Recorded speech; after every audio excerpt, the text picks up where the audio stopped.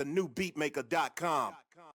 Hey, this is Lee from thenewbeatmaker.com. Apologies for the not tip-top audio quality. I'm not at TMB HQ. I'm on the move, so it's a slightly rougher setup than normal. Just a quick one.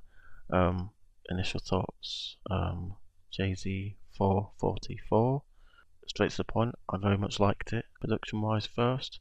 I think a few of the production choices sound a little rushed, sometimes a little lazy, very obvious sample choices. One could argue that maybe going over such well-known samples is to give people an easy reference point, given that some of Jay-Z's lyrics are probably a bit more esoteric and a bit more laid in different meanings. So maybe using such obvious samples is to balance that off. I've tried not to get too much into the hype of the album, so that's my excuse for not knowing, but I'm pretty sure it's all produced by No ID. Sounds like it does. Reminds me of his work on Common's Kingdom Come album. Is the excuses again? I'm very tired, so I'm under the opinion that maybe this was a project that came together very quickly. Now, where I think that some of the samples and some of the production techniques sound a little bit rushed. Mix-wise, I love the sounds, even on the crappy pair of earbuds that I use on the phone that I've literally just listened to the project on via Tidal. The drums knock, something lovely. The bass is lovely, and there's a great mix of cleanliness and clarity and sheen and dirt and grit and oomph, for want of a better word. Even though, like I say, some of the production and samples I think sounds a little bit rushed. There's no what I would call poor or bad beats or production. Some of it's just not to my individual liking, but I do like a lot of the production, and I think that the vocal samples on one, that even if they are from what I would call very obvious choices, it puts Jay in that it's evocative of, let's say, like You Don't Know, Never Change, things like that. That's how long? Sorry, December 4th. From the Black Album, and it's those kind of songs that Jay really evokes lyrically on this album. I mean, a lot has been made of just how introspective his lyrics are on this album, and I can see why. From talking about his mum coming out as gay, through to child sex abuse in the family, his own religious, let's say, I want to say struggles or tug of war with.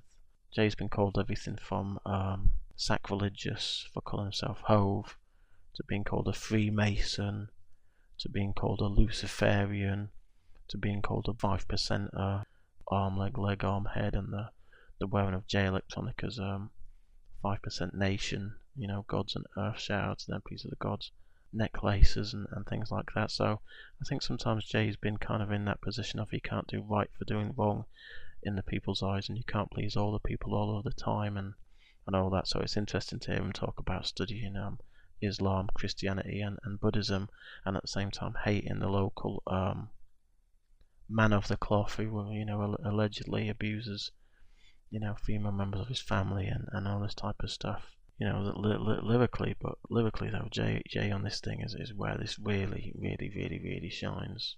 Black empowerment, soul searching, a call to arms for rappers who claim to be bosses and claim to be this, that and the third, and how quickly such claims can sound futile in the white man's world that Jay navigates and navigates so well.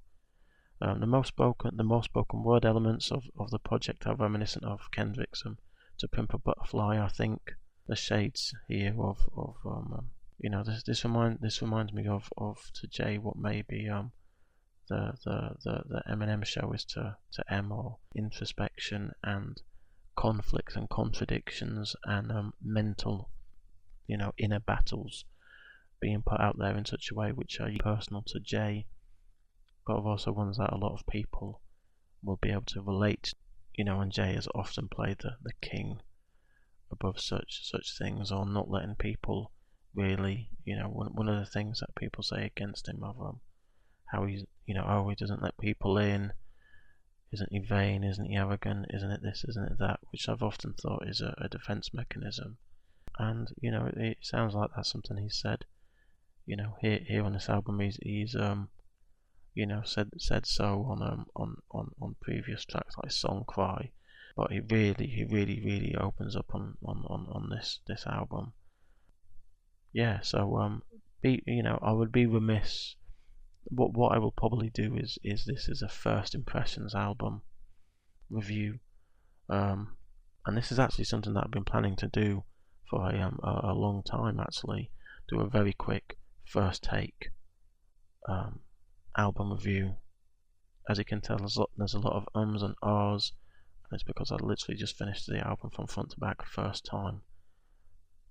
Blown away by the lyricism and the depth of lyricism, the wordplay, the triple entendres, the introspection, as I keep saying. What I'll now do is I'll digest the album over the next few months. I think that, like I say, whilst beat-wise I don't dislike the album, overall the beats win me over.